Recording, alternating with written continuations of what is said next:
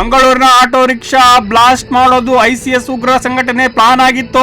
ಉಗ್ರ ಸಂಘಟನೆಯನ್ನ ಭಾರತಾದ್ಯಂತ ವಿಸ್ತರಣೆ ಮಾಡೋದು ಇವರ ಪ್ಲಾನ್ ಆಗಿತ್ತಂತೆ. ಭಾರತದ ಸಾರ್ವಭೌಮತ್ವಕ್ಕೆ ಧಕ್ಕೆ ತರೋದು ಇವರ ಗುರಿಯಾಗಿತ್ತಂತೆ. ICC ಹ್ಯಾಂಡ್ಲರ್ಗಳಿಗೆ ಆನ್ಲೈನ್ನಲ್ಲಿ ಟೆಲಿಗ್ರಾಮ್ ಆ್ಯಪ್ ಮೂಲಕ ತರಬೇತಿ ನೀಡಲಾಗ್ತಿತ್ತಂತೆ.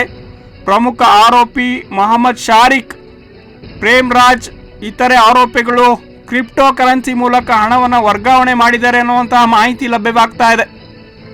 2022ರ ಮಂಗಳೂರು ಕುಕ್ಕರ್ ಬ್ಲಾಸ್ಟ್ ಪ್ರಕರಣಕ್ಕೆ ಟ್ವೇಸ್ಟ್. ಟಾರ್ಗೆಟ್ ಆಗಿತ್ತಂತೆ ಧರ್ಮಸ್ಥಳ ಮಂಜುನಾಥ ಸ್ವಾಮಿ ದೇಗುಲ. IED ಬಾಂಬ್ ಸ್ಫೋಟಿಸಲು ಪ್ಲಾನ್ ನಡೆದಿತ್ತಂತೆ ಉಗ್ರ ಶಾರಿಕ್.